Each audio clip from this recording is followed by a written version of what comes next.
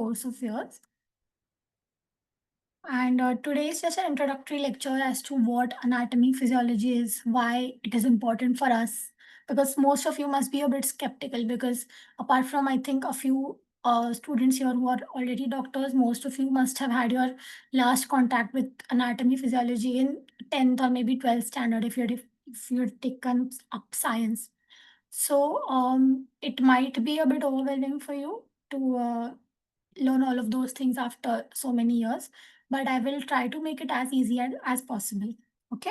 And we'll also learn why it is important from the yogic aspect, because yoga, even though now when you are doing your MA or BA, we know that yoga is much more than the body. It is more of a mind thing, spirituality, and all the grantha that we read.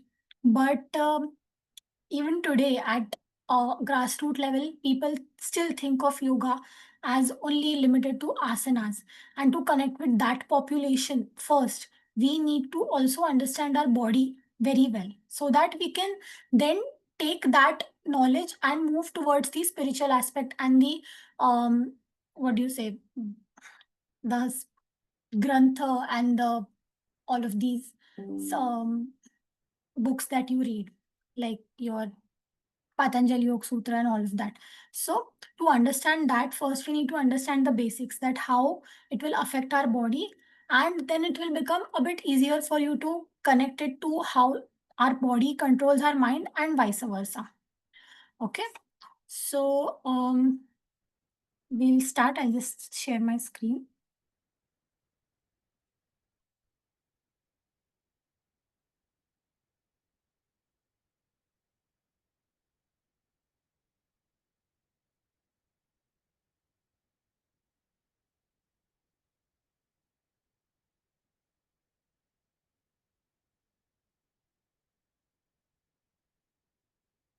Okay.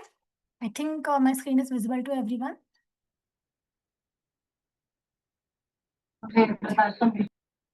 Yeah, okay. So we'll start. So we'll start by first coining a definition of what anatomy and physiology is. I think English is comfortable for everyone, right? I'll be using a little bit of Marathi and Hindi here and there, but it'll primarily be in English. Everyone is fine with that? If there is something that you don't understand and you want me to explain it in some other language, you can let me know. Okay. So, what is anatomy? The term anatomy is derived from an ancient Greek meaning to dissect. So everything that we know about the human body now was born out of curiosity, that how does this body function the way it does? Because honestly, the human body is just amazing. It can, like, आजकल we have deteriorated, our health has deteriorated because of the lifestyle that we follow. But otherwise, a human body is like, it is so healthy, and it has so much endurance that it can even sustain the most adverse conditions. So because of the curiosity that how does the body function the way it does, it was necessary for you to, like, anatomy literally means to dissect. So apparently the human body was first dissected to see what was inside, and all of this was out of curiosity. And then it was divided into two types of anatomies, macroscopic and microscopic. I'm sure that we all know what that means. That macroscopic is something that is visible to the naked eye. So you can see, for example, the organs in your body, the organs that are present like externally, your eyes, nose, tongue, your skin, all these are external organs. Then the internal organs, which is your brain, your spinal cord, stomach, intestine, all of these are internal organs, and they are visible without having to use a microscope or to magnify your view. So those are all macroscopic organs. Whereas microscopic are the ones that you need a, obviously it's in the word only, they're micro. So you need a microscope to look at them. For example, your cells or your tissues. And this becomes very important from the medical aspect, because damage always begins, any kind of, like in medical language, we call it as insult. Any damage or any insult to the body always begins at the cellular level, right? So if you study the changes at the cellular level, you can detect any kind of disease. For example, in today's day and age, cancer is very common, which is why it is suggested that you undergo screening. There are various kinds of biopsies that you can undergo, or some radiological scans, which these scans basically they just detect abnormal cellular activity based on their metabolism, because usually cancer cells, they are hyperactive because cancer cells, they lack the ability of apoptosis. Now, what is apoptosis? I'll just be like giving you some extra facts here and there just to make it interesting. You don't need to like go to that depth. Whatever is in this PDF and whatever will be provided to you will be more than enough for your exams. But then obviously there's no like full stop that you can put to knowledge, and whatever is relevant here and there, and it'll also help you in your day-to-day life, because these days it is very very crucial that you take care of yourself and you are aware of everything that is going on inside your body, because we hear that these days anything can happen anytime. Like it is very unexpected for women or for young children to have heart attacks or strokes or even diabetes for that matter, or fatty liver and all of that. But because of our changing lifestyle, all of these things are becoming common in all age groups, irrespective of like what you are or what is your age or what is your family history. So it is important that we are all aware so that we can get regular checkups done. We can, if there is anyone in our family who is suffering from any condition, we are better informed about their conditions and we can take timely interventions. So, as I was saying that these cancer cells, they divide, their division potential is unlimited. Like our normal cells, that skin exfoliation and then hair fall, all of this is what it is, because after some time our cells die. But these cancer cells, they have lost, like they are immune or they are protected against the body's mechanism of destroying cells, which is why they divide like unrestricted, and that is what basically causes cancer. So detecting this on the microscopic level, because before it metastasizes to different organs of your body and causes even more damage, that is crucial, which is why the microscopic aspect is also equally important. Like even before the disease manifests, you can catch it early. Okay, so now this was the appearance wise, like how it looks. But even more than that, I feel that in more than how it looks, how it functions is more important. And that is what makes the balance of the human body that we know. So the study of physiology occurs at many levels, including organisms, organ systems, organs, cells, and biomolecules. Organism is us. We are an organism because we are an amalgam of lot of organ systems. So we are an organism. And organ systems are, like we know, the central nervous system, respiratory system, digestive system, cardiovascular system. So these are all systems and they are made up of organs which are working towards a same goal, a single goal. Okay, so for example, the cardiovascular system, it comprises of the heart, it comprises of the blood vessels, right? So what is the common function of these organs that make up the cardiovascular system? It is to pump blood to the body, to every cell. Every last cell of your body should receive blood, and by blood I mean blood carries oxygen. So basically every cell in your body must receive oxygen for it to carry out its metabolic activity, because even though we see the human body as a whole, but as we have all studied that cell is the fundamental unit, right? So fundamental unit, what do you mean by a fundamental unit? That it is the smallest part of your body which can survive independently. Okay, so just the way human body is an independent entity which can survive on its own, we can make everyone on our own. Like ऐसा नहीं है कि that if you don't eat for 1-2 days you will die, because you have that provision that you can make your own food, like for a few days, not forever, obviously. But the body has mechanisms in place which will break down the stored glucose, the stored fats, to provide you with energy in case you are, starving for 2-3 days. So this same mechanism that takes place in our body also takes place at the cellular level, which is why cell is the fundamental unit of the human body, because it can also carry out all these things. And by all these things, I mean not just food, like respiration. It is the cell that requires oxygen. So it can utilize oxygen, it gives out carbon dioxide, it utilizes food to produce energy, it also excretes waste products, just like our body. So that is why cell becomes the fundamental unit. Okay. Now, what is homeostasis? Now, this is a very important word because this also teaches a lot teaches us a lot about life. So it is the maintenance of the overall stability of the physiological processes of the body. For example, if you've ever, like, if you go to the north, like to Kashmir or to Himachal Pradesh, like it is very cold there. So what does our body do? Our body starts shivering because that is our natural mechanism to maintain the core body temperature. We are warm-blooded animals. By warm-blooded, I mean that even if there are external changes that are happening, like outside our body, like if it's very cold, or maybe in the month of May, like 1 or 2 months back only, for those who are living in Mumbai, or like थोड़ा सा in metropolitan cities, the heat becomes unbearable during these months. And that is why people sometimes suffer from heat stroke. Because what is heat stroke? Heat stroke is when the cerebellum, which is the part of the brain that controls this temperature regulation, it fails because of so much of heat and because of so much of sweating and water and electrolyte loss from the body. There is failure of the regulation of this homeostasis, which causes a person to faint, and which is what we call as heat stroke. So, but that doesn't happen to everyone. It only happens sometimes in extreme cases in certain individuals.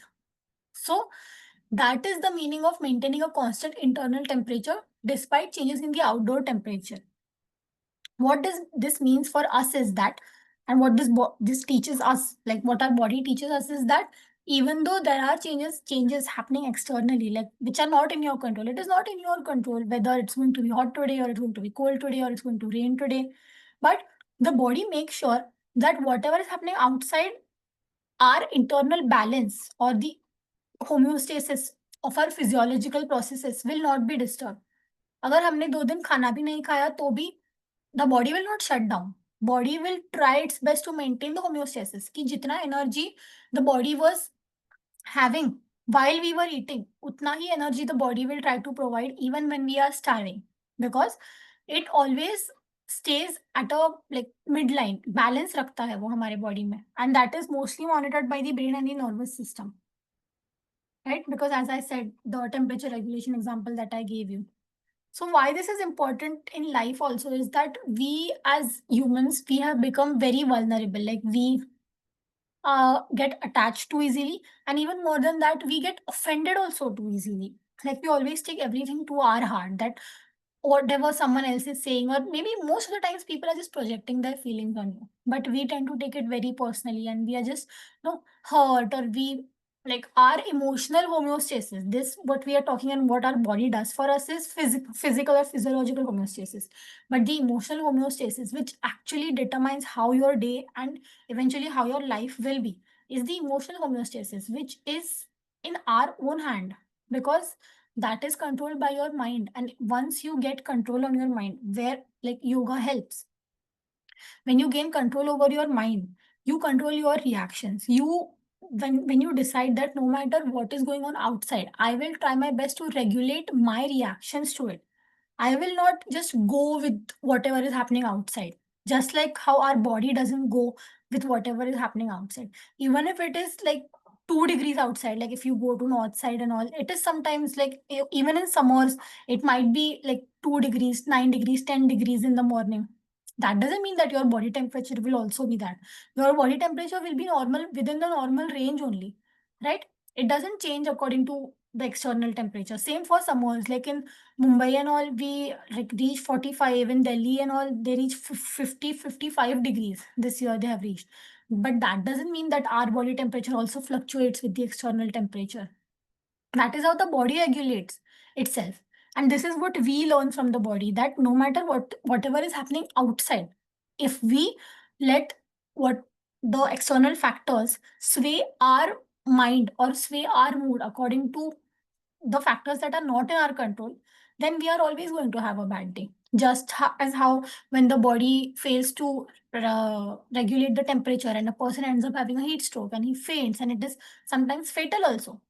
In the same way, if we are just always very easily affected by whatever is going on outside, and we just let other people or situations around us take control, then that's what's going to happen to us as well. So this is one thing that we can learn from the body, is to maintain a constant environment ये temperature is just an example, but you have to maintain a constant environment within yourself. The bodily part is being taken care by your central nervous system, but the emotional part, the intellectual part, that is something that has to be looked after by you.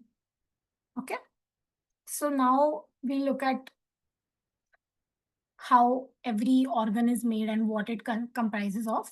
Before that, we're just seeing that how step by step everything gets built. Like there are atoms. We all know that everything is made from atoms, and like the smallest unit of in the world is atoms and all.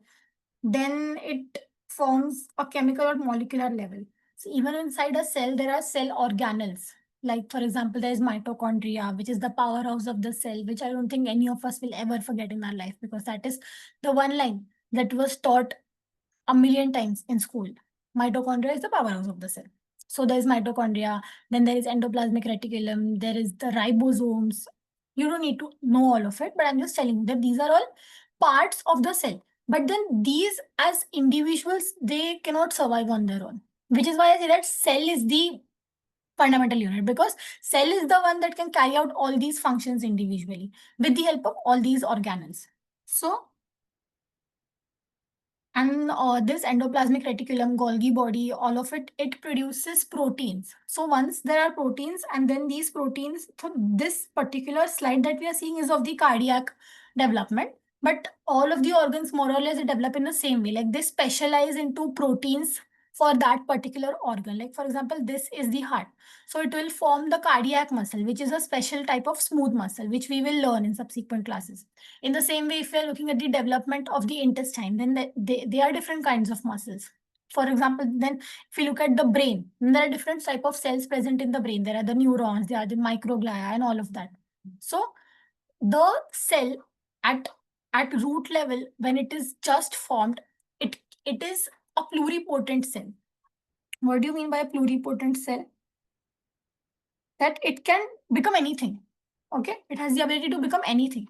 And once it gets a specific signal from a specific organ system that, okay, you have been chosen to become part of the cardiovascular system or the respiratory system, then it becomes special, it specializes, and then it forms at the cellular level, it forms, like, for example, a cardiac muscle cell or lung ka cell or the neuron. Okay. So the pluripotent cells, they further specialize and they differentiate into different organ systems. They become chosen for one particular system. Okay. So at the cellular level, then for example, the heart muscle, then this one muscle, so there are many muscles like that which form the tissue. Okay. So there is the cell, then there's the tissue, and then all these tissues, they form one organ. At the organ level, now we are looking at the heart. So it forms the login हो दे मेरा live है हाँ मेरा bottle लेके आओ इधर bedroom में So at organ level, the heart is formed, and the heart, along with the pulmonary artery, the aorta, and all the subsequent arteries and the veins that are circulating throughout our body, it forms the cardiovascular system. Cardio means heart, and vascular means vessels, blood vessels. Okay. And then all these organ systems together, they work in harmony and they form the one organism, which is us, the human body.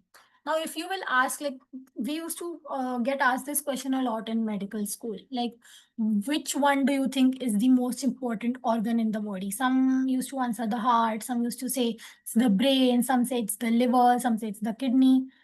But honestly, you cannot just separate one system from the other, because even though they have chosen their specific functions, but uh, all of the other systems are rendered dysfunctional even if one of them fails. Like, we know so many cases where in India, usually due to diabetes, people go into chronic kidney failure and they're put on dialysis and whatnot. So, but when your kidney fails, you also become prone to a heart attack. Even though your heart is doing just fine, you do become prone to a heart attack. Same goes for liver.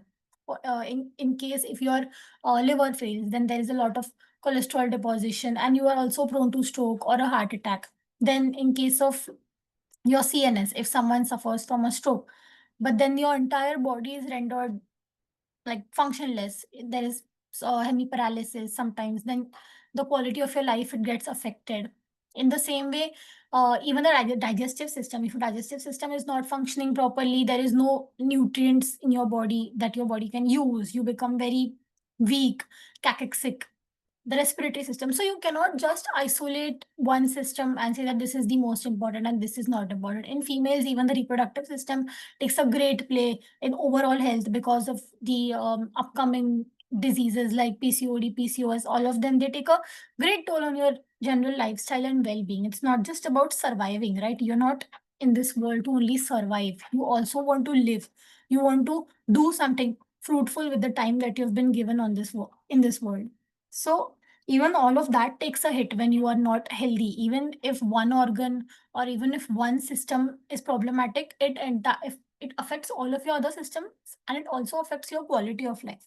So it is important that we look at all these systems one by one, understand what are the parts of it, and how we can take care of it via yoga. Okay, so this is the list of all the organ systems that we'll be looking into in the further lectures. And integumentary system is your skin, basically, all the external protective. This integumentary system is usually called as the first line of defense, because that any organism that is going to enter your body will first come in contact with your skin, your mucous membranes and all of that. So that is a part of your integumentary system. Then there's the nervous system, which contains of the brain, spinal cord, all the nerves. Skeletal system, your bones and muscles. Endocrine system, very, very important these days, because endocrine system is the one that gets affected in usually in cases of chronic stress. So, and these days people are just constantly stressed because of conditions which may or may not be reasonable sometimes. But more or less, endocrine system is the one that can get chronically affected. Okay, then muscular system, there are these psychosomatic disorders that sometimes, even if there is no real pain or there is no real injury, you sometimes have this dull aching pain in some part of your body, and it is usually linked to your mental health. It is because you are stressed, and that stress is being channelized to some part of your body, and that part just keeps paining. But it is actually a psychological block, which you will realize once you start getting to know your body better.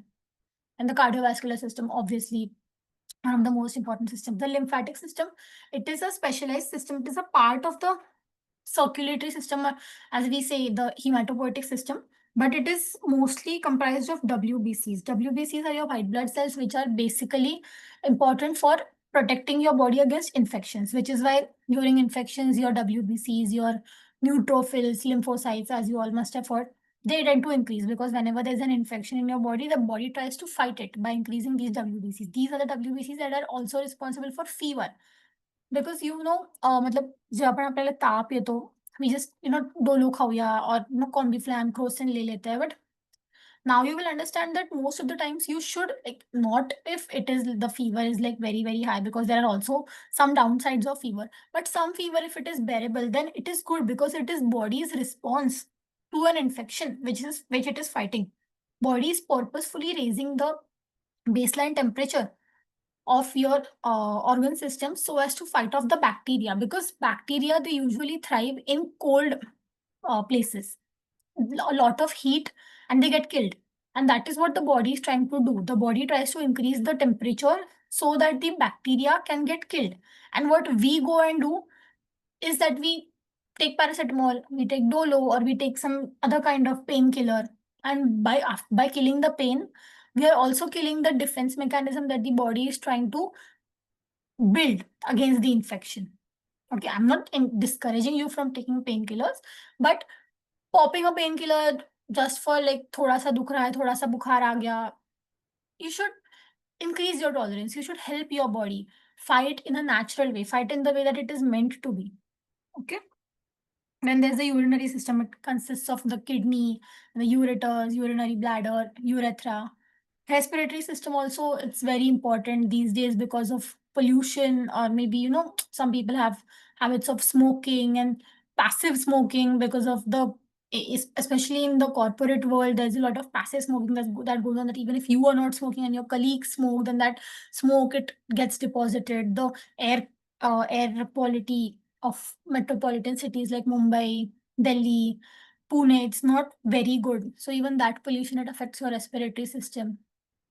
Digestive system very easily affected these days. I think most people have some or other sort of digestive issue. Like either they are not having a good bowel movement or they are having a nervous bowel.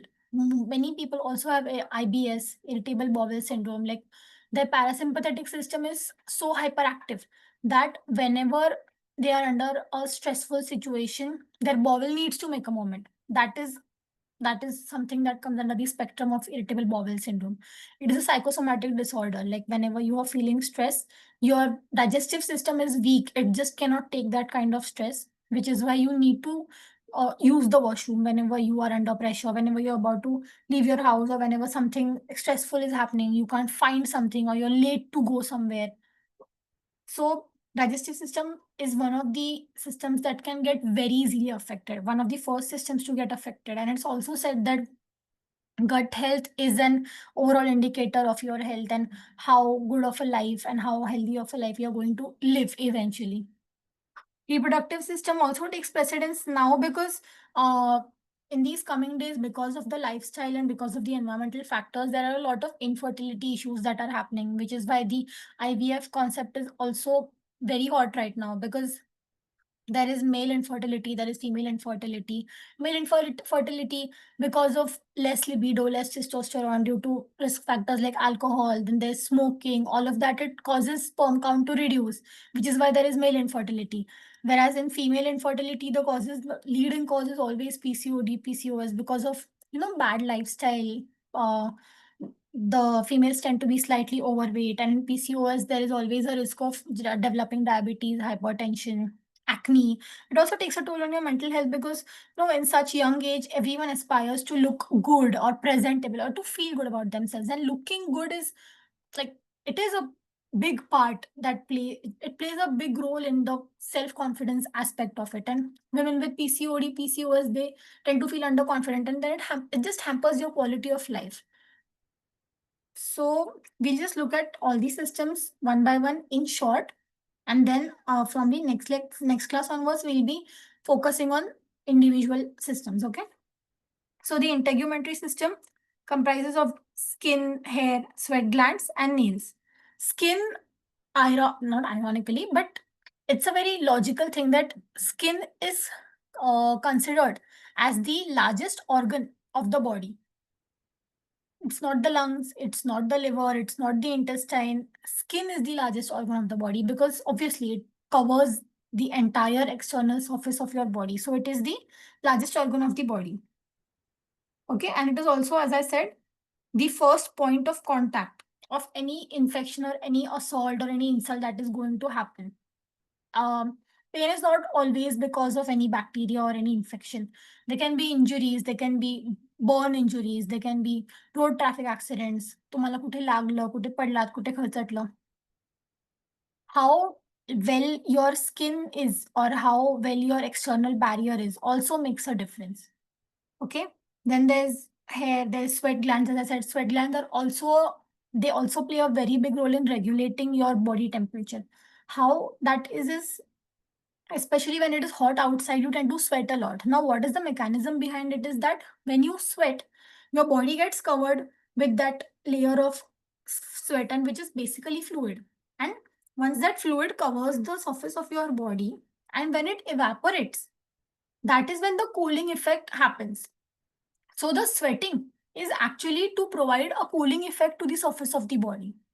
And along with sweating, there is also vasodilatation. This vasodilatation matlab kya, that the vessels which are supplying the skin or the surface of the body, they dilate. And because they dilate, the fluid which is there in the body, like the water, we all know that the body is 60 to 70% water. So this water evaporates and comes out in the form of sweat. And it happens because the vessels on your body surface, they dilate, which is why it is important to always stay hydrated, especially when you are outside in the sun or in summers. And along with this water, the sodium chloride also gets excreted from the body in the form of sweat. which is why sweat is salty. So it is always advised that even like if you are going to like sweat for long hours, if you have gone out for a trek, or maybe you're going to play some match or some game, or just you're going to be working long hours under the sun, it is advised to not just drink. You have to drink water, but not just water. It is advised to drink those electrolyte drinks that come, because they also have the electrolytes that you will be losing through sweat. Because if you only keep drinking water, there will be electrolyte imbalance, and that can also cause you to faint. Because if there is electrolyte imbalance, you will be losing sodium, you will be losing chloride.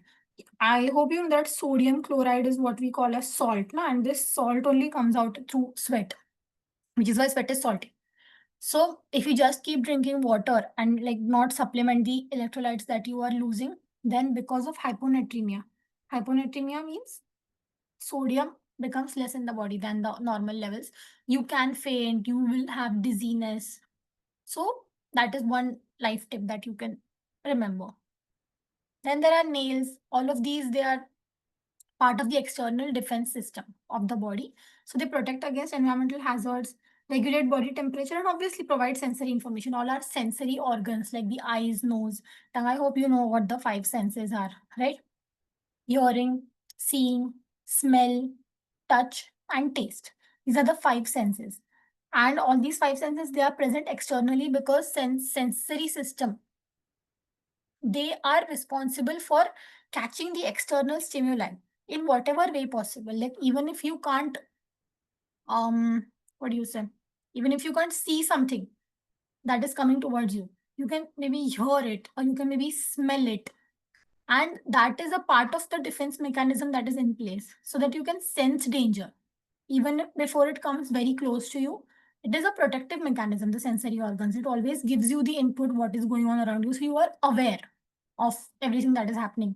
And it is also said that there is something called the sixth sense, which I think is true, because we have all experienced it, sometime, that even if none of our senses have sensed someone maybe standing behind us or following us or looking at us, we get this weird feeling or this weird sense in our mind, like something is happening, someone is following me, or someone is looking at me, someone is standing behind me.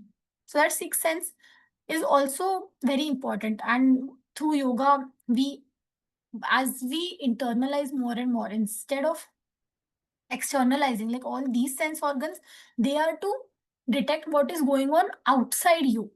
But when you practice yoga, you also start sensing what is happening inside you, which is equally important, which is, I think, called the sixth sense. And once you develop that, you also become more aware of what is happening inside you, so that you can regulate your response, you can regulate your reactions to the outside world as well. Okay. Now, this is the nervous system. Very important system, as we all know. Brain, spinal cord, peripheral nerves, and sense organs. Sense organs, as I said, they were present on the integumentary system, but they are a part of the central nervous system, because they eventually send those stimuli that they have received in form of an electrical signal to your brain or to your spinal cord, which is then processed, and then it is sent, then the response is sent back. Okay. So now you know that this is the brain. There are three parts of the brain: the cerebrum, the cerebellum, and the medulla. Cerebrum is, like, you call it the cerebral cortex. It has the motor area, the sensory area, like the sensation. I'm holding this pencil in my hand because I know that this is a pencil. I can, even if I close my eyes, I can just touch it and I will know that this is a pencil. I know how to hold it. I know how to write, because I have the sensory area intact. I know what to touch, where to touch, what it is. I know how it feels, because my sensory area is intact in my cerebrum. I My hand is moving, my mouth is moving, my head is moving time to time while I talk. That is all a part of the motor system. I am also breathing while talking. Like while I'm talking, I don't forget to breathe, because it is what do you say? It is an involuntary response, breathing, because it is regulated by the medulla. There is a respiratory center. See, this one is better. See, this is the cerebrum, this big part. This is the cerebellum. And this is the medulla. Okay. Medulla, like it's the brain stem where there is a pons, there is medulla. So they are all parts of the brain stem. And the cerebrum, as I said, is responsible for your memory, your cognition. There are lobes in the cerebrum, as we all know. There's the frontal, parietal, temporal, and occipital lobe. Frontal lobe is responsible for your personality. Parietal is responsible for spatial orientation, like you stay in your house, you know where the door is, you know how big the door is. So even if your eyes are closed, you can still walk around because you have an orientation of space and time. So that is regulated by the parietal lobe. Then there is the temporal lobe, which regulates the memory. And there's the occipital lobe, and uske to naam mein occipital is, it is related to seeing. So whatever input your eyes are giving goes to the occipital lobe, and there it is processed. Like right now, I'm looking at a laptop. I know this is a laptop because my brain has it stored in its memory that something that looks like this is a laptop. Something like that looks like this is a pencil. So that is where all of this information is stored in the occipital lobe. Then there's the cerebellum. Cerebellum is responsible for your balance. Whenever a person consumes alcohol, the cerebellum is the one that goes into dysfunction, which is why a person who is under the influence of alcohol, he cannot walk properly in a straight line. Sometimes there is slurring of speech because the fine tuning of movement is done by cerebellum. It is like, for example, I am now touching my face and I want to touch my eye. So I can specifically touch my eye without taking my hand here and there, and without my hand shaking like this, like this. My movement is very specific and fine tuned because my cerebellum is intact. When there's a cerebellar lesion, or whenever there is dysfunction of the cerebellar function, that is when there is imbalance. There is no fine tuning, there is no coordination of movement, which is taken care by the cerebellum. And then there's the medulla, where there's the respiratory center, there is the vomiting center, all these involuntary things that are happening. The signal comes from the medulla. Okay, which is why right now, even if I'm speaking to you and I am breathing on my own, I don't have to remember to breathe. Even while sleeping, when we sleep, we are not aware of whatever is happening inside our body or outside us, but we're still breathing. Our heart is still beating because the medulla consists of all these involuntary centers, which keeps giving the signal to all your organ systems to do their function. Which is why there is this concept of brain death, that if your brain stops giving signals to your like other parts of your body which are supposed to function involuntarily, even if the other organ systems are healthy, but if the brain is not sending them the signal to carry out their function, then it is of no use, which is what we call as brain death, which is like the, what do you say? Whenever you have to declare a person dead, you always take out an EEG, and it is like an ECG but for the brain. You look at in the ECG, you look at the heart waves, right? You look at the heart movements. In the EEG, you look at the neurons, whether or not they're transmitting signals, whether or not the brain is functioning, whether or not the brain is working. So that is an EEG. So whenever you get a flat line on the EEG, and whenever the reflexes, the brainstem reflexes are absent, that is when you can declare that a person is dead, that the person is brain dead. Okay.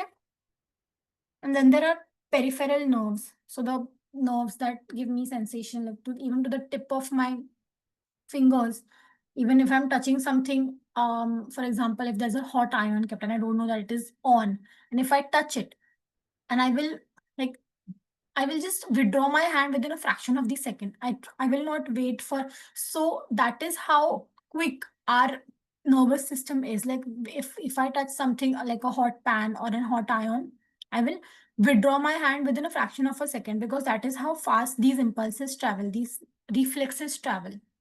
And these reflexes, some reflexes are inborn reflexes and some are conditioned reflexes.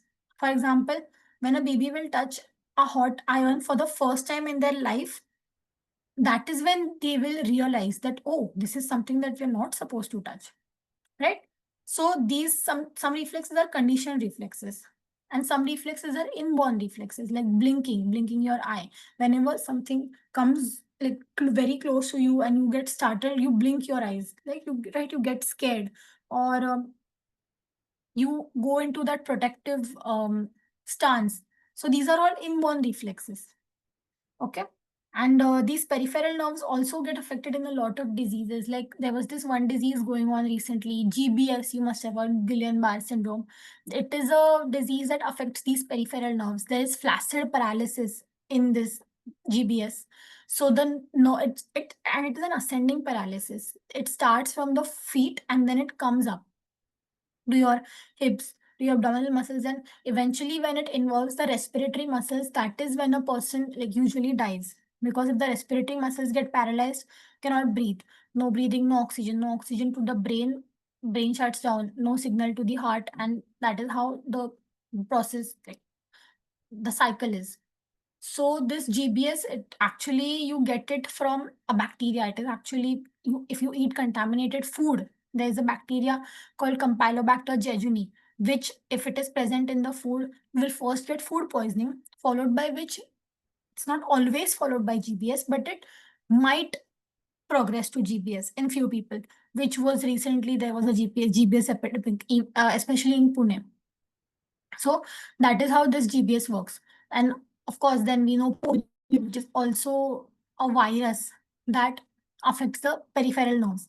In diabetics, the peripheral nervous system is affected very, very commonly.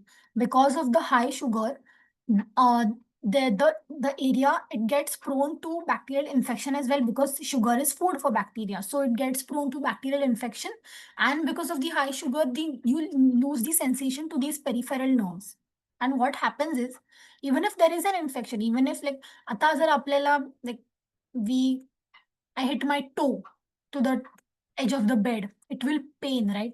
And if there is some wound, मला जर काही लागलं किंवा पायाला काहीतरी टोचलं, for example मला जर कधी सुई टोचली किंवा त्या दगड लागला माझ्या पायाला, I will know कि मला लागलं and that I have to do something about it. I will wash it, or I will go to the doctor, put on some ointment or something, take some antibiotic if it, to prevent it from getting infected. But in diabetics, the problem is that because the peripheral nervous system is not working properly, they don't feel the pain, right? They don't feel that there is something painful going on. And so they neglect it. They feel like, no, nothing is happening. I am fine. So why should I seek treatment? And along with it, because there is high sugar in the body, the bacteria, the person is already more prone to infection. Plus, you are not seeking treatment also because it's not paining. So the wound starts getting infected, and which is why this diabetic foot, it is very common. It is very common, especially rural areas where there's not much awareness about it, and people in the end they have to get their like toe or their feet amputated. Like you cut it off because it gets so severely infected. And in diabetics, as it is, the immunity goes down because of the high sugar, plus the treatment is delayed because the patient didn't come because the patient was not feeling any pain. We call it as the Charcot's foot in medical terms, where it looks bad but doesn't feel bad because the patient doesn't feel anything. But when you see it, the wound, you will feel like, wow, like how is this patient not in pain? Like why is this patient not crying from pain? Because it's that bad in reality, in physiologically or treatment wise, it is that bad. But then the patient doesn't feel anything because the peripheral nervous system is not working. The pain stimulus is not going. So from this, we also learn that pain is not always bad. Pain, or any emotion for that matter, any negative emotion that you feel, anger, anxiety, pain, sadness, all of these emotions, even though they are deemed bad, but they are protecting you. They are trying to tell you something, that this, whatever situation we are in, it is, we feel like it is harmful to us physically, mentally, emotionally, in any sort of way, because pain isn't always physical. And especially these days, we live in such protected environments that we don't often experience physical pain as much as emotional pain. So even that emotional pain is an indicator that something is wrong and it needs to be fixed. So you should not ignore pain, or you should not just shrug it under the under the rug. That matlab, just never ignore it. You should process it. You should try to find out why you are experiencing what you're experiencing. You should regulate it, channelize it, which we also learn through yoga. We learn to identify our emotions, not to mix up 2, 3 emotions together, not to overthink, to look at it objectively. Like, what is the problem? Why am I feeling this way? And what is the solution to it? You learn to understand your emotions better. You learn to understand that these feelings of sadness, anxiety, pain, they are not bad. They are good. Because if you don't realize what damage is happening to you and why, if you don't feel any pain, or if you people say that you should become detached, आपको फर्क ही नहीं पड़ना चाहिए. But I don't think that is the right approach, because if you stop feeling anything, then you will never realize what damage it is doing until it is too late, until it becomes irreparable. Like, it becomes your permanent state of mind. You become this what do you say, narcissistic or pessimistic person who like doesn't believe in anything, who doesn't believe in the goodness of people or in the goodness of life or in themselves. So you should always accept your feelings, acknowledge them, and then channelize them, understand them, and try to regulate them. And all of that, our obviously our CNS will be doing, but on a physical level. But at the mental level, I feel like it is about time they start teaching you about the mind as well, because the brain is not equivalent to the mind. I don't know where the mind is, whether it is in the heart, whether it's in the brain, where it is situated. But the mind is the one that, in the end, I think regulates your entire life, even more than the brain. Okay. So as we saw, what are the functions? Directs immediate responses to stimuli. As I said, the hot iron or the hot pan example, these reflexes, they don't even, the signal doesn't even reach your brain. These reflexes, they are called the spinal cord reflexes, because the nerves, they arise from the spinal cord. There are obviously cranial nerves as well, but they only supply this facial part because the brain is close to the face. But the nerves that supply your feet or your hands, they usually arise from the spinal cord. So the impulses or the protective impulses, they don't even reach your brain. They just reach your spinal cord, and that is where they relay. And then immediately they send a response, like what is to be done. They send a motor response to the muscles of your hands, and the withdrawal is caused. So this is how fast and immediate it is. Coordinates or moderates activities of other organ systems. As I said, that the medulla has the respiratory center, the heartbeat is regulated by it. The peristalsis, like whatever you eat, you can only feel it up till, I guess, till the pharynx. Once it crosses the pharynx and it enters the esophagus, after that, the GIT takes care of its own. So how does it go forward? What is causing this peristalsis movement? All of that is regulated by the brain.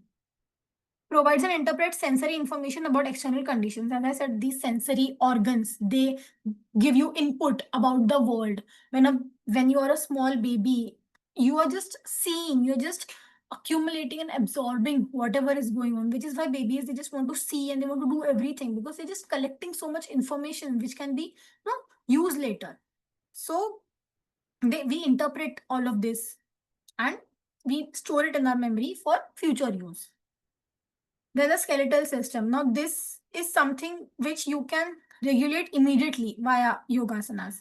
Other organs, you will see the improvement over time, but the immediate effect is on the skeletal and the muscular system.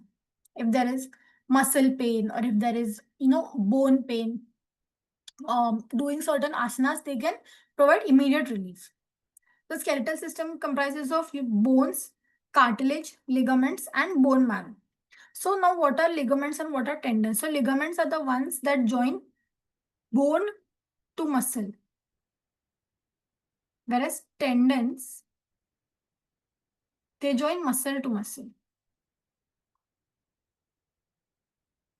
Okay.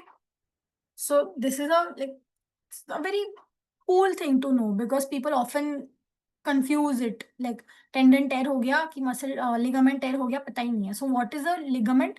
Insertion of the muscle onto the bone is a ligament, whereas one muscle like fusing with another muscle is a tendon. Okay. And there is also the bone marrow, which is also very important because, as we know, cancer is like very prevalent these days. And bone cancer, or as we call it, bone cancer is different and blood cancer is different. But basically, blood cancer is also related to the bone because, as we know, the bone marrow is the one that is responsible for producing cells, right? RBCs, WBCs, platelets, these are all produced in the bone marrow. And this bone marrow is mostly present in the long bones and flat bones. Long bones are what? Long bones are here, this. See, this is the humerus. Then there's radius and ulna, femur,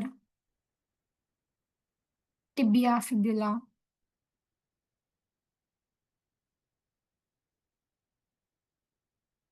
Then this is the hip girdle. We call it the pelvis or the hip girdle. This is a flat bone. Scapula, flat bone. Sternum, flat bone. These are the skull bones or the cranium bones. Okay. So these are few of the many bones that you have in the body. These are the ones that are, common. Like people know about these bones.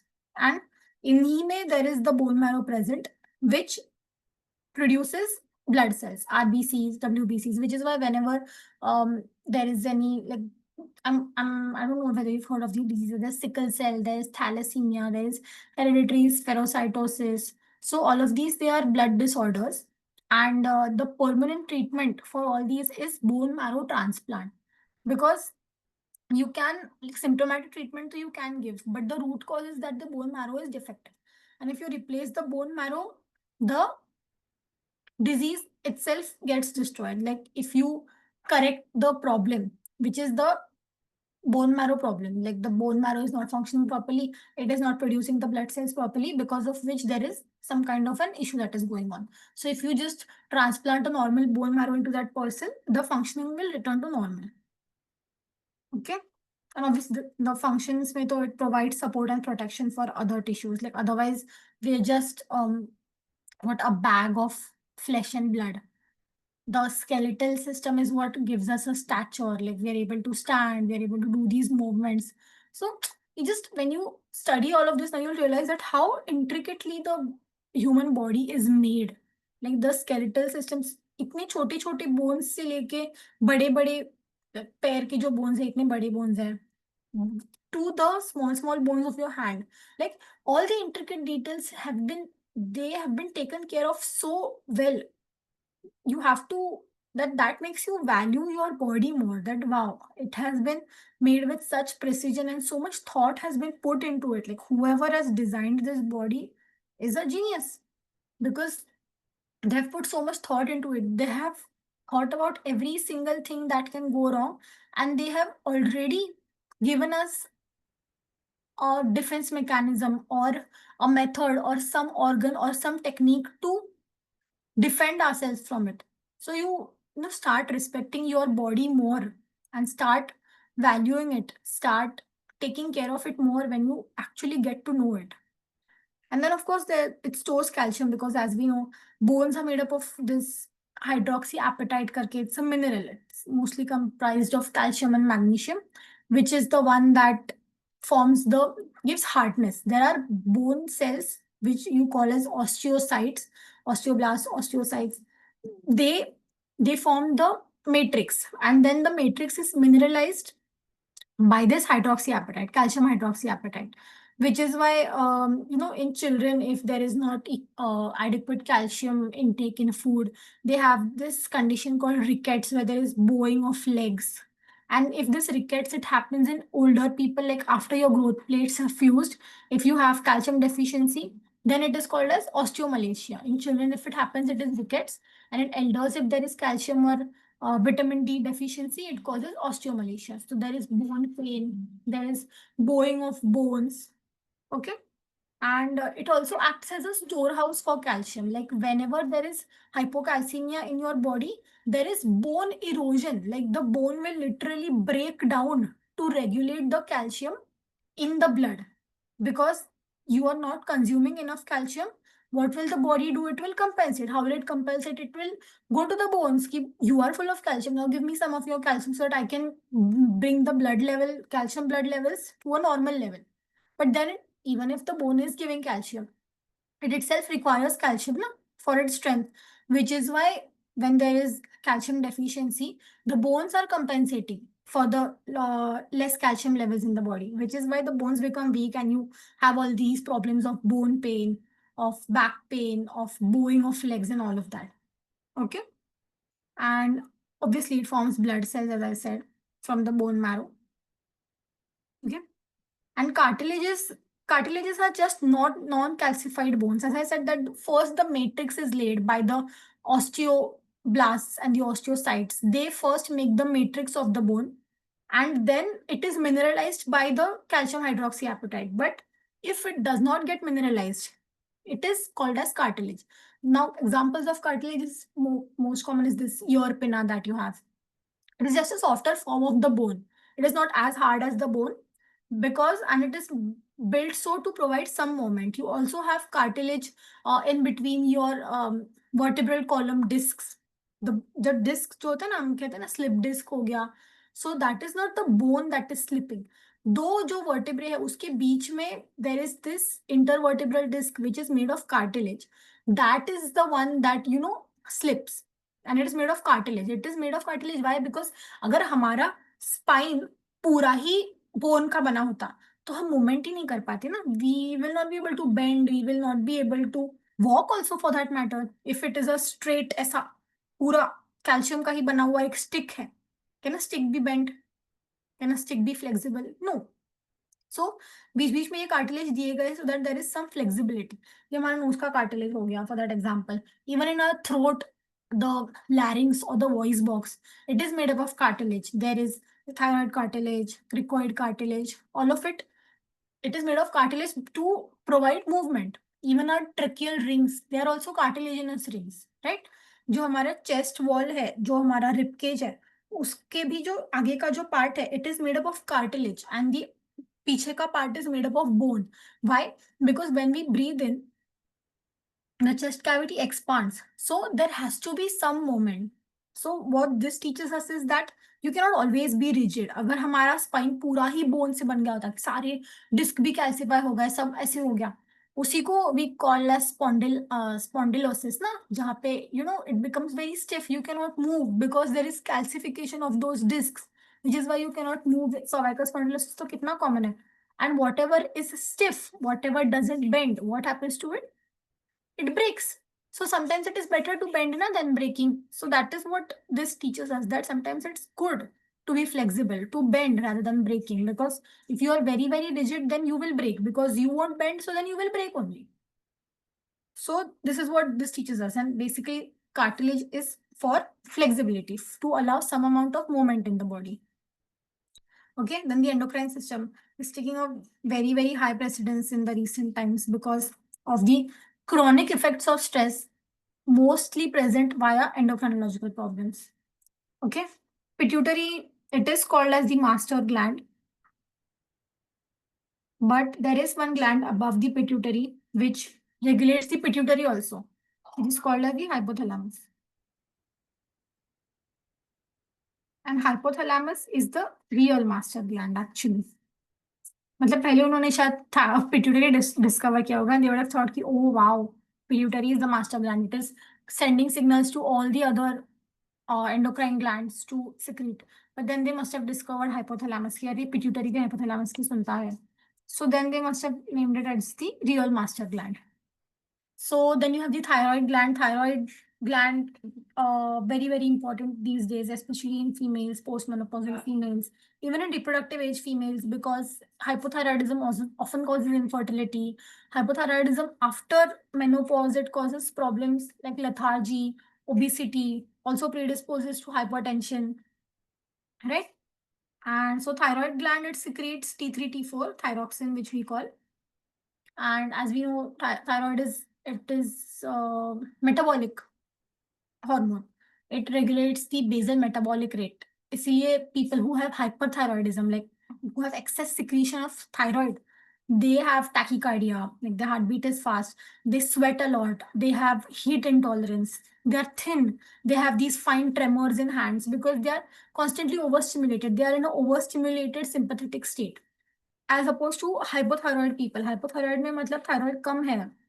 You have less energy, you tend to be obese, you always feel cold, you are hypotensive, आपका heartbeat भी धीरे धीरे चल रहा है. And overall, you feel very lethargic because your metabolic rate has slowed down. So both are bad for your health in their own ways. And there's the pancreas, very, very hot topic right now because this is the one that gets affected in diabetes because pancreas actually is a heterocrine organ, heterocrine gland. What is heterocrine? Hetero matlab both. So it is exo as well as endocrine. Okay. Now what is exocrine? What is endocrine? Endocrine का मतलब होता है ना that these secretions, which in this case is the hormones, they are directly put into the bloodstream. That they do not require any channel or any duct. वरना mostly ऐसा होता है ना कि फॉर एग्जाम्पल पैंक्रियाज ही देख लो, it's a heterocrine gland. So the exocrine part of pancreas जो होते हैं ना, they secrete digestive enzymes. And digestive enzymes we only need inside the digestive system because they are highly, catabolic. If digestive enzymes, they leak out of the digestive system, and if they act on your organs instead of your food, they will digest your organs because they are that metabolically active, right? Which is why they require this channel through which they can travel so that they don't come out into the bloodstream. They don't come in contact with the rest of the body. They are specially, their function itself is to digest the food, which is why they have this duct through which they travel. All the exocrine glands, for example, the salivary gland, it's an exocrine gland. We have the salivary duct, which makes the saliva only released in the mouth, not in the entire body. Same for the pancreatic enzymes. But endocrine glands का कैसे होता है ना, they don't have any transporter.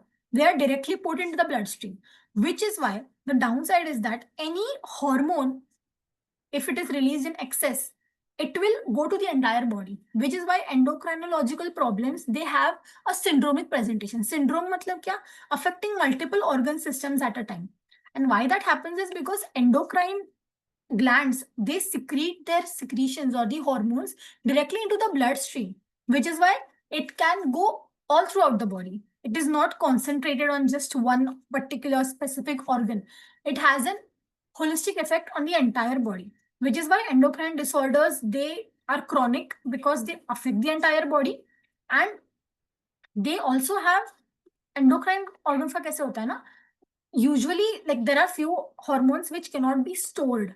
Like आपको जरूरत होगी तभी के तभी वो बनेगा and then it gets released. But if if there is a condition where you are constantly, the organ is producing those hormones all the time, जैसे कि thyroid में हो गया, if it is constantly producing thyroid hormone instead of just producing it when it is needed, it will have chronic effects on the body, which is why the body as a whole is affected in endocrine problems as opposed to other problems. For example, if you have a heart issue, only your heart will be affected. You won't have any other effects. But thyroid, diabetes का जैसे problem हो गया, diabetes में if your insulin is less, your multiple body organs get affected. You are at risk of cardiovascular disease, you are at risk of a stroke, you are at risk of kidney failure because the hormone, which is insulin, which is responsible for, breaking down glucose so that the body can utilize the glucose, the cells can utilize glucose. That is the responsibility of insulin. And when there is no insulin, body cannot utilize glucose. But there is a lot of glucose in the body, which is why we say that the sugar is high, but body cannot use it. So the body is always hungry. And by body, I mean the cell, because cell is the fundamental unit. So if the cell is not able to utilize the glucose, the cell is always hungry, which is why diabetic people, they are lethargic, don't have much energy. They're always hungry also because even if they are eating a lot, their need is not getting satisfied. They're always lethargic because the cell is not able to utilize that glucose to produce energy. Why? Because the glucose is not entering the cell because insulin is less. Okay. So this is how endocrinological problems, they affect your entire body. Next is adrenal glands. Adrenal glands, we know that they produce adrenaline, stress hormone. right? And adrenal glands के actually दो parts होते हैं, मतलब there is a cortex, it's a triangular gland, it's here, adrenal. Why you call it adrenal? Renal मतलब kidney, ad मतलब ऊपर. So above the kidney, adrenal. So that's how you can remember its position also. So it's a ऐसा triangular gland होता है, and there's a cortex and there's a medulla. So the outer part is called the cortex, inner is the medulla. जो cortex होता है ना, this is the one that secretes glucocorticoids, mineralocorticoids, and sex steroids. Glucocorticoids मतलब cortisol. I'm pretty sure people are getting more and more aware of cortisol also because of something called as the Cushing syndrome. Now we know that adrenaline is a stress hormone, but adrenaline is a acute stress hormone which is secreted by the medulla. I know it might get overwhelming for you now because like I am like putting a lot of random facts in your face. अभी ऐसे ही. But it will get better because abhi we are just touching upon all these systems. But once we like go into every system in detail, you will when we study it systematically, it will all make sense. Now I'm just giving you some points here and there which you can later correlate to, like, oh yes, this was told to us before also. We will be repeating all of this in proper structured sequence and manner when we study the individual systems. But I just want to give you um overall highlight of what you should expect of every system and what the importance is.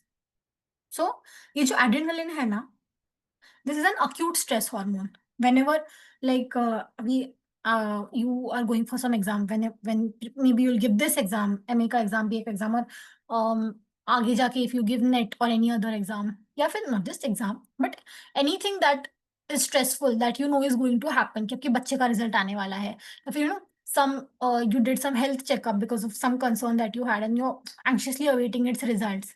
तो तभी this sudden urge that you get, sudden ऐसे धड़कन बढ़ जाती है and you start sweating, your mouth becomes dry. So all of that is because of adrenaline. It is an acute stress hormone. Whereas cortisol, and it is good.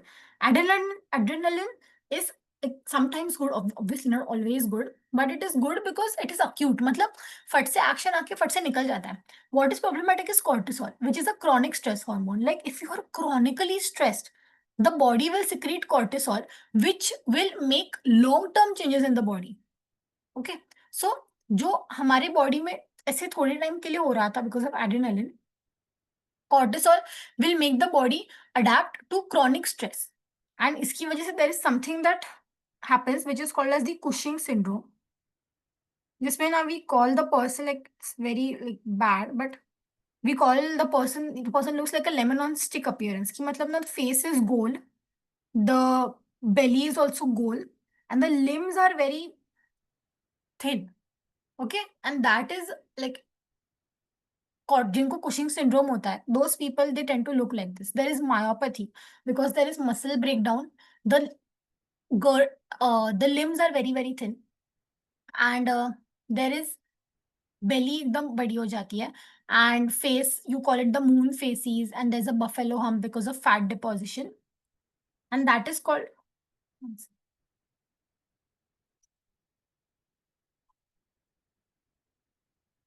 Just 1 second. Huh?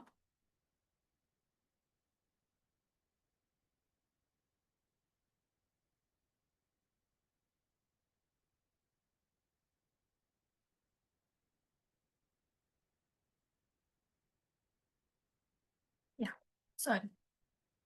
That is what is called as Cushing syndrome, and Cushing syndrome also predisposes you to diabetes, hypertension. I guess, like I have said these words, diabetes, hypertension, like a million times in today's lecture, but because that is how common it is. Like everything that goes wrong in your body, and then you have either diabetes, or you have hypertension, or you have dyslipidemia, or you have like. So all of these things, they have become so common, and when you realize that actually they can be prevented so easily, but we just don't want to because we don't want to get to know what the problem is. We have just alienated ourselves so much from the our health or from the diseases that are so prevalent. We think कि हमें कुछ हो जाएगा तो सब तो doctor की responsibility है. Obviously doctor will take care of you, but you have to be your own caretaker first. If you, जैसे मैंने आपको डायबिटीज का एग्जांपल दिया, if you are not aware enough of what diabetes can cause, or जैसे आपको diabetic foot का I gave you an example. And if you reach the doctor at a very later stage, there is only so much the doctor can also do. If you are aware of what is happening, and if you also take up some responsibility of your health, then a lot of damage can be prevented. And in the end, it is going to help you only. You cannot just put someone else in charge of your health completely. If you are aware of your body, if you are aware of the changes that are going on, to understand what is abnormal, what is a disease, you have to first understand what is normal. Which is why it is important for us to learn normal anatomy physiology, so you can differentiate what is abnormal. Okay. That was the endocrine system. In short, actually, there are a lot many organs. We just look at the functions. Directs long-term, as I said, there are long-term changes in the activities of other organs. Metabolic activity by thyroid hormone or adrenaline controls structural and functional changes during development. We know that there is growth hormone which is secreted by the pituitary, which is responsible for overall growth, even mental growth, not just physical growth. Then your what do you say, the ovaries and the testes, which we call as the gonads. These are the ovaries. These are the testes. So they secrete estrogen, testosterone, which are responsible for the secondary sexual characteristics, right? Secondary sexual characteristics in females are the breasts or the pubic hair, or the increase in the size of the hip girdle. In males, it is again pubic hair, facial hair, deepening of voice. All these are secondary sexual characteristics. These are also a part of growth, and they are regulated by your sex hormones like estrogen, progesterone, and testosterone. We'll get into all of it, all the details once we study the individual organ systems. Muscular system, once again, one of the systems which can get immediately affected, and you can see immediate results via yoga. Right? So there are skeletal muscles and associated tendons. Now, see, we are reading the word tendons here. Why did we not see it in the skeletal system? Because as I said, skeletal system में the muscle to bone attachment is seen, and the muscle में there is muscle to muscle attachment. So that is called as tendons.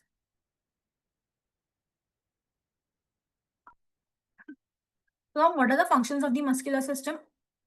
Obviously, it provides movement, protection, and support for other tissues. Bones to hai, but what is the one that is keeping the bones intact in the the proper structure? The person who is muscularly fit has a better life expectancy, has a better quality of life also. Because if your body is in great shape, you feel better about yourself. You feel more confident. People feel more confident about you. And it is also important to, have a good muscular structure, not just for these superficial things, but it also shows discipline. Like if you are someone who, has a good body structure, you're well built, or you look healthy muscularly, people will already know so many things about you even without you speaking.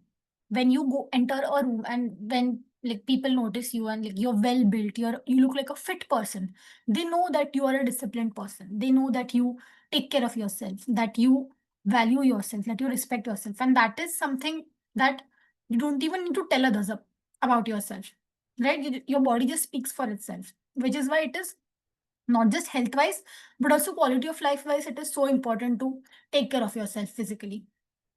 Generates heat that maintains body temperature. इसलिए how it maintains body temperature, there we saw how sweating maintains body temperature. Now how this maintains, this is where जब ठंड होती है ना, this is works at that time, like shivering. Shivering is what? It is involuntary movement of your skeletal muscles. Skeletal muscles are originally voluntary. Like I am moving my hand right now, like this, by my own will. No one is making me do it. But in a cold environment, we often shiver, our body shivers, our teeth, we start shiver like that. So that is involuntary.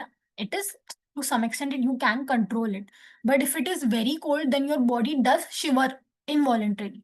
So that is another body's homeostasis ka mechanism to generate heat in the body. Like when you shake, your muscle, it produces heat because it uses energy, and when you use energy, what is given out is heat, which is why you feel hot when you work out, right? After you go for a run, or after you do 100 skipping rope jumps, You feel hot because body has used energy, and as a byproduct, it has produced heat.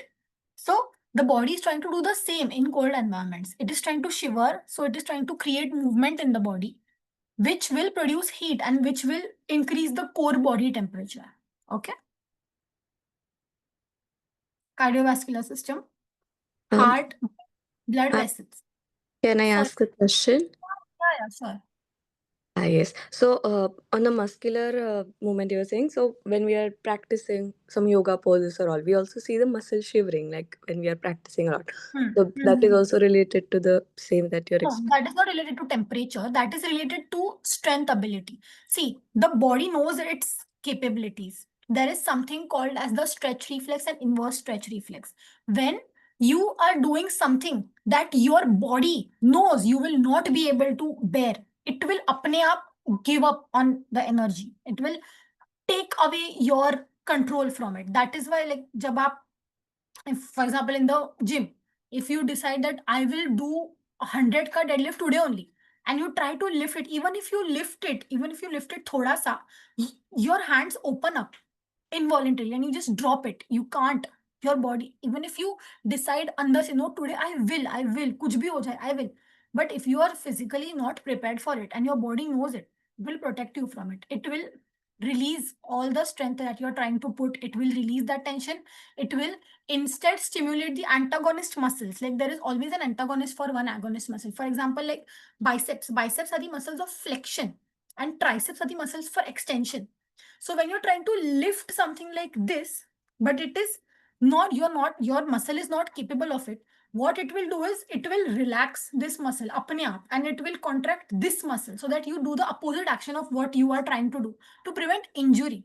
So the shivering is also, the shaking of muscles is also a part of that, because your muscle is not strong enough at that point, it shakes, so that you realize that this is at this point I am only capable of this much. If I go beyond this, I might suffer a muscle tear. Okay, so that is the physiology behind that. Okay. Thank you, Is it- ma'am. Yeah. We're looking at the cardiovascular system. The heart. See, the cardiovascular system is actually very, very important. We know that the heart has 4 chambers, right? LA, RA, LV, and RV. From the LV, there is the aorta, and from the RV, there is the pulmonary artery.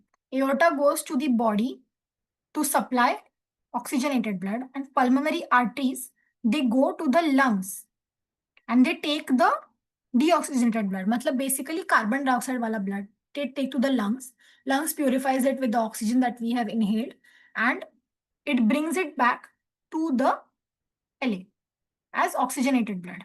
And then the LA goes to the blood in the LA goes to the LV, then it goes to the body. And यहाँ से body में it gets utilized, right? Because body supplies oxygen, blood supplies oxygen via the RBCs, hemoglobin, as we all know.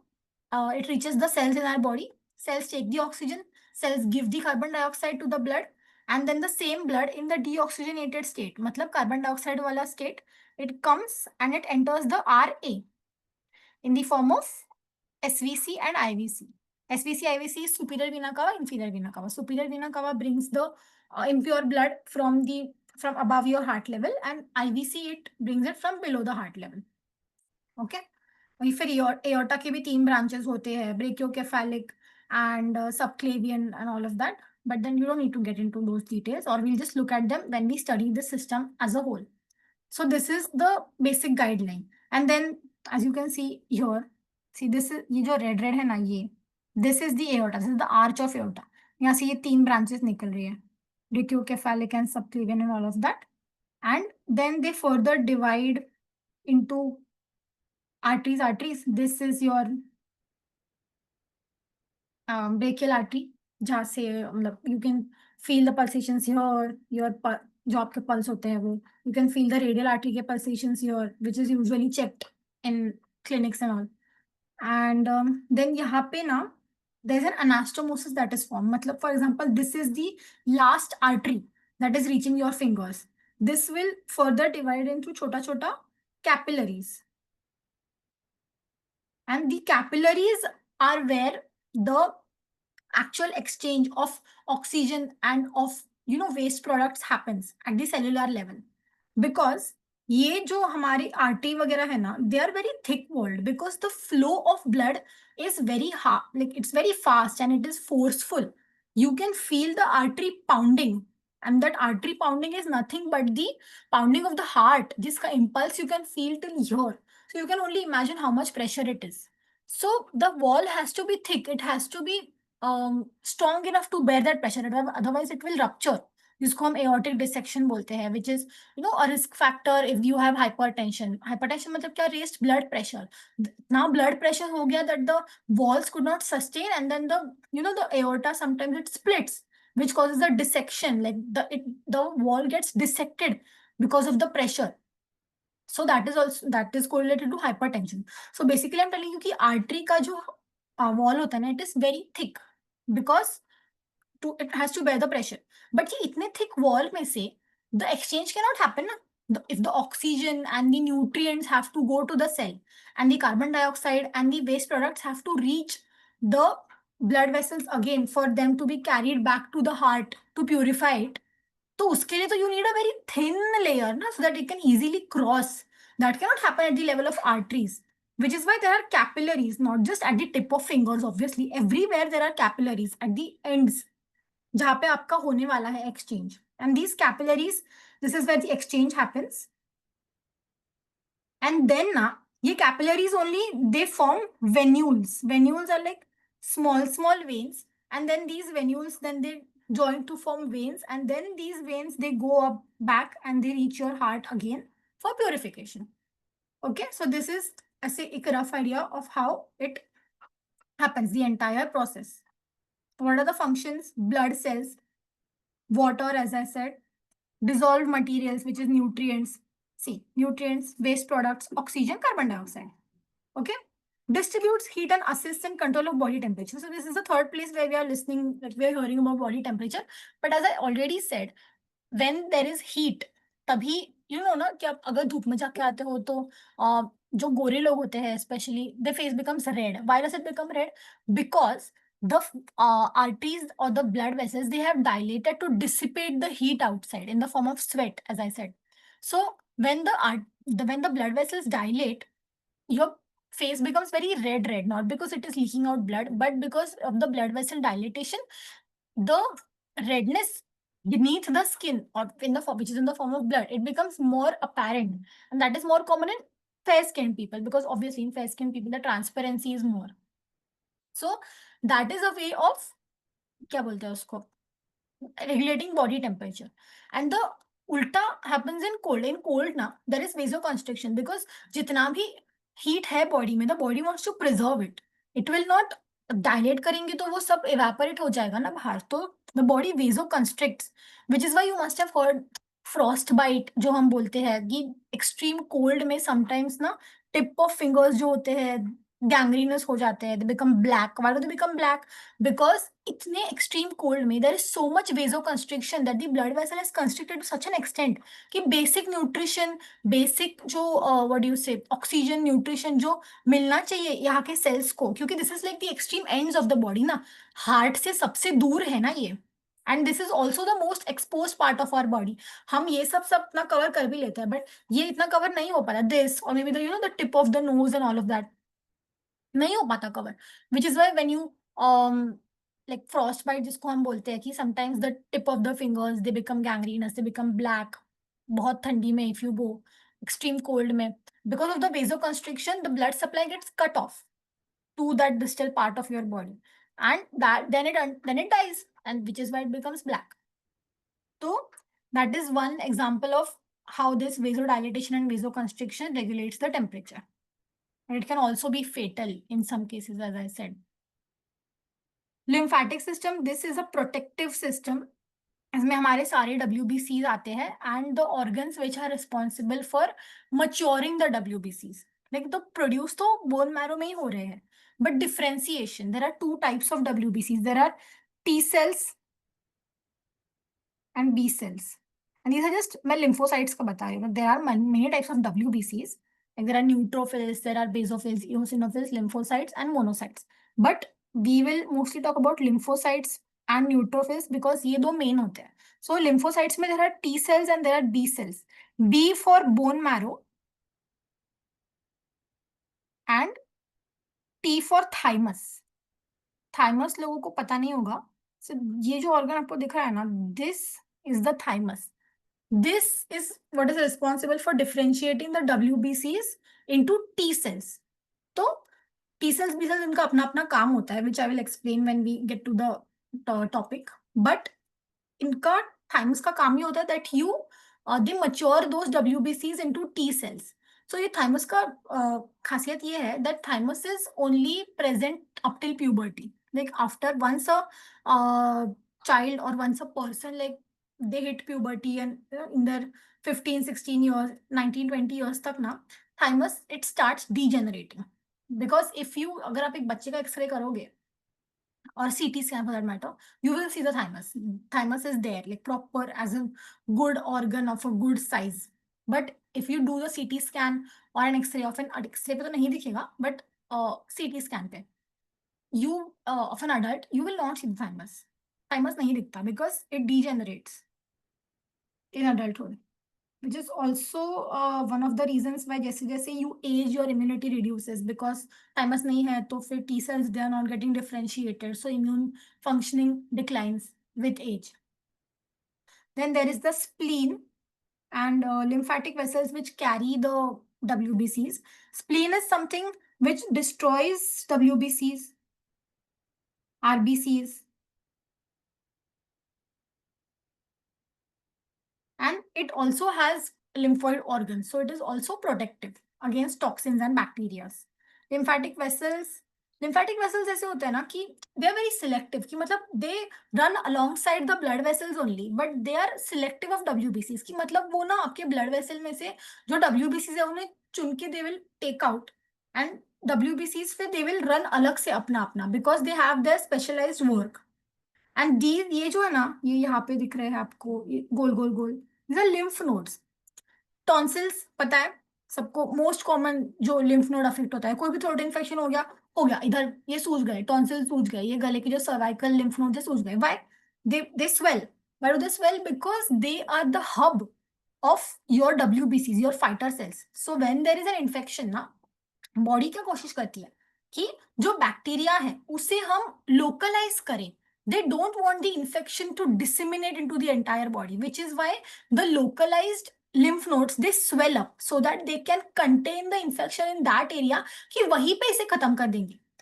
They make sure that it doesn't go to the entire body, which is why utna local area it swells because it is hyper functioning. Now it has to produce more WBCs than normal so as to contain the infection in that particular area. इसलिए in tonsillitis you or even in some other throat infections ऐसे normally you have ऐसे इधर इधर if you palpate your neck the next time you get tonsillitis or some throat infection you will feel the swelling.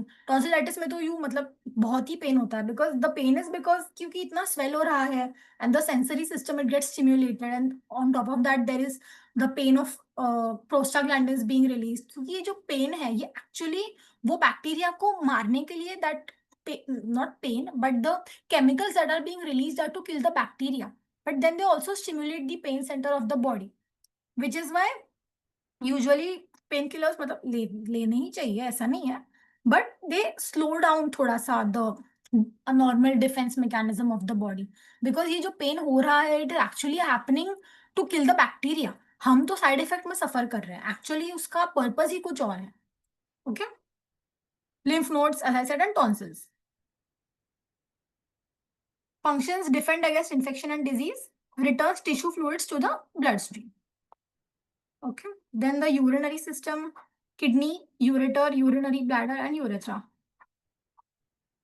हमारे body में जो भी toxins है जैसे for example oxygen, carbon dioxide जो था तो कार्बन डाइऑक्साइड तो भी give out from the lungs, but बाकी जो टॉक्सिन्स है फॉर एग्जांपल कुछ हम ड्रग्स मतलब ड्रग्स नहीं but basically medicine, we call it drugs, but medicine जो आप लेते हो या फिर you know if you have consumed alcohol तो लिवर में मेटाबोलाइज होता है खैर, but some other toxins if you have consumed, और नेचुरल जो भी टॉक्सिन्स बॉडी में भी बन रहे हैं, वेस्ट प्रोडक्ट्स जो सेल्स प्रोड्यूस करता है, they are also toxins only for the body ना.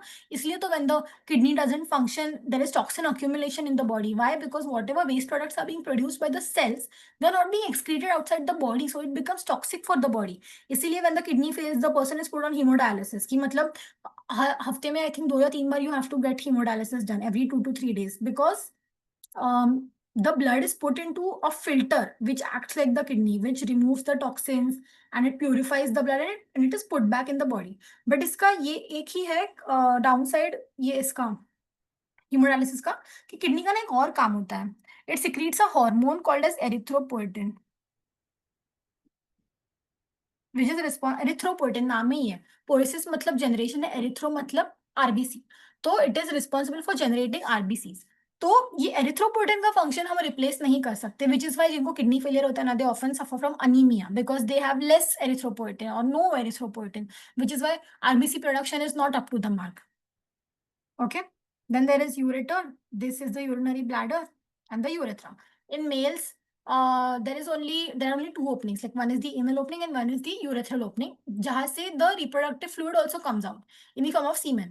तो वो opening एक ही है for males. But in females there are 3 openings. There is the vagina, which is the reproductive opening, reproductive system का opening. There is the urethra and there is the anal canal. Okay. So what are the functions? Excretes waste products from the body, controls water balance, बराबर है. Because if you drink a lot of water, you will obviously मतलब ज़्यादा सुसु आती है. But you sometimes you know ना कि मतलब if you are in बहुत you are sweating for some reason, like you have worked out a lot or you are in the sun for a long time, बहुत गर्मी है, humid है, you are sweating, तो on those days you don't like pee that much because your body regulates it. कि हाँ ठीक है, अभी बॉडी में पानी की कमी है, तो किडनी बोलती है कि ठीक है, what we'll do is we'll not excrete a lot of water, we'll reabsorb maximum, जितना पानी हो सके हम reabsorb करते हैं ताकि बॉडी में पानी की कमी ना हो. Again this is an act towards homeostasis. उल्टा ऐसे बोलते हैं कि in winters like U P a lot, winters में सुसु ज्यादा आती है, ऐसे बोलते हैं. तो why that is because in winters you don't sweat ना, सो बॉडी में ऐसे पानी की कुछ कमी नहीं है, तो द किडनी इज लाइक हाँ ठीक है, फिर गिव आउट जितना भी एक्सेस वाटर है उतना, which is why also in kidney failure maximum, like if you like see people with chronic kidney failure who are on dialysis, their BP is like almost always above 200 systolic and 130 120 diastolic. The normal value is 120/70 in normal people, and their BP is reaching 210/120. So that is insane because the kidney is very, very important for BP regulation, right? Because itna sara, if you are not excreting out water only, then how the BP will rise only na? Which is why BP लो करने के लिए, to lower the BP immediately, you give diuretics. Diuretics मतलब क्या होता है? Diuresis is encouraging urination. Excess urination या फिर urination is called as diuresis. तो in extreme hypertension की मतलब ऐसे hypertensive crisis हो गया कि patient is not able to breathe because of the high BP, तो to lower the BP फट से you give diuretics, like there is furosemide or there are thiazides, so you give those drugs so that the kidney can excrete water as fast as possible so that the volume overload will reduce. Basically, kidney problem causes volume overload. The water is not getting excreted from the kidneys, because of which the patient suffers from hypertension. Stores urine prior to voluntary elimination and regulates blood ion concentrations and pH. Yes, because whenever there is something in excess in the body, what the body does is it excretes it via the kidney. मतलब कोई एक particular sodium chloride ज्यादा हो गया या फिर acidity ज्यादा हो गया, ये respiratory acidosis, metabolic acidosis, these are complex things, you don't need to know them, but basically body का जो पीएच और जो इलेक्ट्रोलाइट कॉन्सेंट्रेशन होता है regulated by the kidney. Then there's the respiratory system. Starts from the nose itself. Respiratory system मतलब सिर्फ lungs नहीं होता. There's the nose. फिर साइनस है, साइनोसाइटिस तो हम सबको ही होता रहता है. लाइक जनवरी आया नहीं कि साइनोसाइटिस तो होता ही होता है. इट्स वेल लाइक ठंडी में तो होता ही है. Then even in monsoon you get a lot of sinusitis का problem. Larynx, trachea, bronchi, lungs and alveoli. तो ये बस उसके पार्ट्स है. This is the tracheal rings जिसको हम बोलते हैं. The sinuses, you have the maxillary sinus, frontal sinus, ethmoidal sinus, nose cavity से होके you have the mucus layer there, which can catch the dirt so that you don't inhale the dirt ज़्यादा. And it also humidifies the air, क्योंकि कभी कभी ना बाहर की हवा ठंडी होती है ना, and that इतना ठंडा हवा it can damage the airway, so it humidifies the air, it makes it breathable. थोड़ा humidify मतलब it makes it थोड़ा सा warm basically. Then there's the trachea, यहाँ से there are the two bronchi, lungs, and यहाँ पे the exchange takes place. मतलब जो impure blood, मतलब impure मतलब deoxygenated blood जो आता है from the heart, यहाँ पे the exchange happens. जैसे वो लेवल पे हो रहा था ना exchange at the capillary level between the cells and the blood vessels, वैसे ही यहाँ पे होता है, बस उल्टा, कि यहाँ पे ऑक्सीजन मिलता है, कार्बन डाइऑक्साइड दिया जाता है वापस, and then that carbon dioxide it again collects here and then it is thrown out. Okay. Delivers air to alveoli, right? Alveoli are the sites where gas exchange occurs. Provides oxygen to bloodstream. Removes carbon dioxide from bloodstream. Produces sounds. ये जो larynx है ना, this is called as the voice box. ये हमारा voice box है. Which is why you cannot breathe while speaking. It's a very obvious thing, but पता नहीं होता लोगों को. इसलिए तो गाना गाते वक्त वगैरह, you can't breathe and speak at the same time. You can try doing it. You can't. Basically, speaking is breathing out. Because आप सांस छोड़ रहे हो, but you are using your vocal cords while breathing out to regulate that sound, to produce a sound. जो हवा आप बाहर निकाल रहे हो ना while exhaling, you use your vocal cords to modulate that air into a sound which comes out as speaking, which I am doing right now. So I am basically just breathing out, but I am modulating my breath and making it into a sound. Okay? Which is why when you talk non-stop, you feel breathless because you are not breathing while you're talking. Okay? PA digestive system also very important. Also one of the first systems to get affected in any overall problem. Very sensitive because हम जो भी खाते हैं वो तो पेट में ही जाता है. So it is prone to a lot of infections क्योंकि हम दिन रात खाते ही रहते हैं. So teeth, tongue, pharynx, esophagus, stomach, intestines, liver, gallbladder and pancreas. Pancreas हमने वहाँ भी देखा, यहाँ भी फिर से दिख रहा है because as I said it's a heterocrine organ, right? Endocrine वाले इसमें उसका endocrine function होता है which is your insulin, glucagon and other hormones that we study. And pancreas के इसमें it secretes digestive enzymes जैसे कि your cholecystokinin and all of that. वो हम digestive system में देखेंगे. Basically those digestive enzymes are supposed to break down your proteins and fats. Stomach में usually breakdown होता है because of acid. You have your HCl acid. Everyone knows HCl, I'm pretty sure. तो इसीलिए when you don't eat for a long time there is acidity, क्योंकि stomach को आदत होती है ना कि इतने टाइम के बाद अब तो खाना आएगा, but खाना नहीं आता है, but the stomach then secretes acid. So this acid, it is harmful. It corrodes the it's harmful if you don't put food in it because that acid was meant for the food that you were supposed to eat, but you don't eat it. इसलिए फिर वो growling आवाज जो होता है पेट में, it is because of this acid being secreted but no food for it to act on. Okay? तो ये acid फूड पे काम करता है.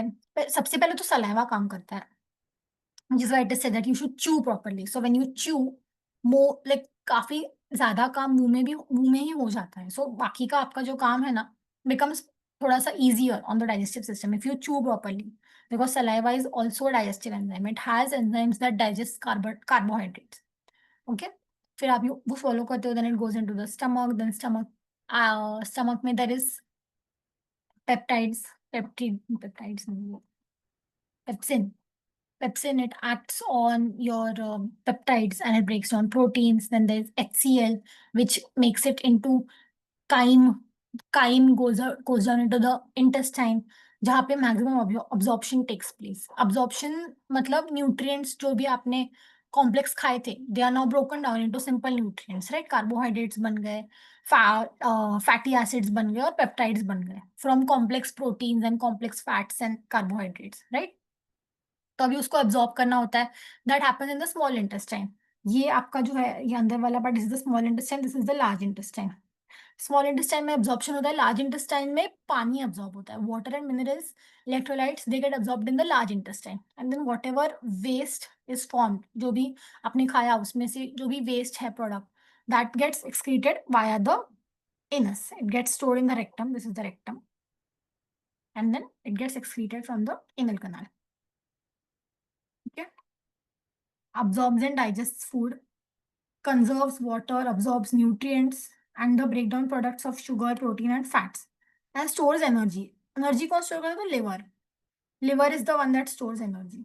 आपका जो excess glucose होता है ना, excess glucose, it is stored in the form of fat and glycogen in the liver, which is why when you are like you eat a lot but then you don't use that energy later, if you don't work out or if you don't burn those extra fats or that extra energy which is there in your body, you develop a fatty liver. Fatty liver is exactly as it sounds. There is excessive fat because you're not using that excessive fat, you're just eating but you're not using the energy that is being stored in the liver, so then it accumulates and it becomes a fatty liver. Okay, male reproductive system, testes, epididymis, ductus deferens, seminal vesicles. These words will sound very foreign to you because I'm pretty sure you're hearing these for the first time since 10th or 12th standard. But don't worry, it will get easier as we go ahead. They produce male sex cells, which is the sperm, and the hormones. Hormones kaun sa? To testosterone. Okay. This is a diagram showing fertilization. Fertilization is the fusion of male gamete and female gamete. Matlab sperm and oocyte. Okay. This is the female reproductive system. Ovaries, fallopian tube, uterus, cervix. Okay. Then vagina. Ovary, tubes, uterus, vagina. And these are the external genitalia. Males में external genitalia was penis and scrotum. Females में it is the labia, clitoris, and mammary glands. Not exactly genitalia, but they are a secondary sex organ because they are more useful like after delivery for breastfeeding purpose. Okay. What is the use of female reproductive? What is the function of female reproductive? Female sex cells, oocytes, hormones. कौन से hormones? Estrogen and progesterone.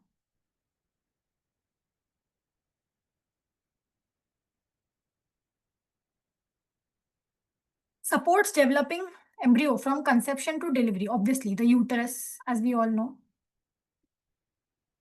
It is the uterus where the fetus develops and after 9 months gets delivered via the female reproductive tract.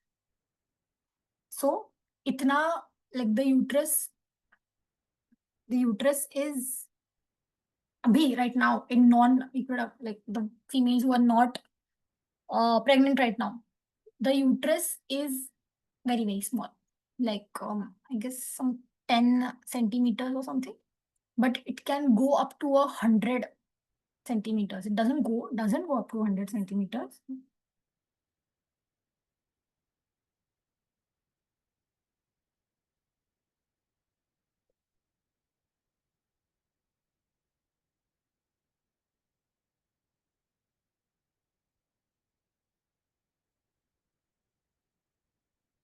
Yeah, so sorry. But it is that elastic. It is a very, very elastic organ, the uterus. It has your smooth muscles which can stretch up to 100 centimeters. Okay. And the breast tissue, it provides milk and nourishment to the newborn infant. Very important. This is one thing where I think the Indians have precedence. Like, there are many things, obviously, but one thing that the West has realized now, or maybe even not, but they will realize in the upcoming years, that how important breastfeeding is.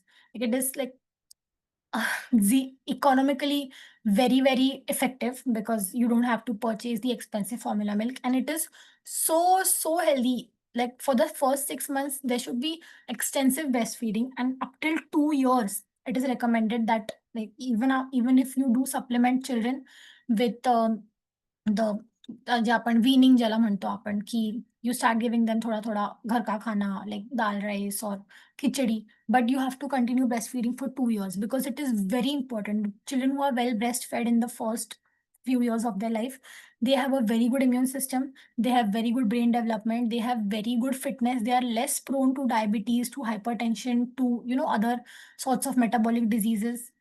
Breastfeeding has a lot of advantages. So this was just an overview of all these systems. I wrapped it up thoda quickly because we have already exceeded our time and I don't want to like do that to you. But we will be getting into all the individual systems in our subsequent classes. If you have any doubts regarding anything, you can ask me now.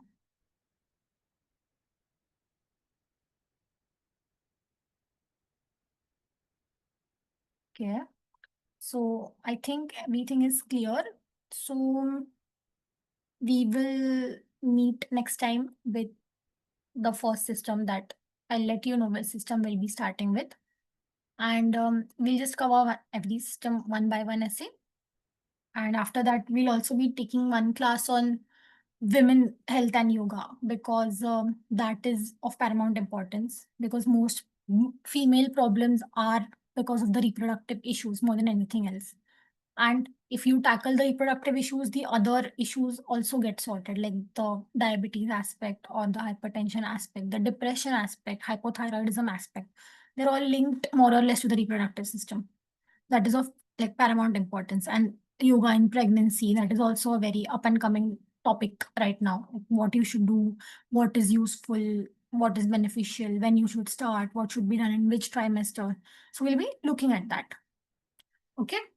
So I don't think there are any other questions. So I think this is it for today.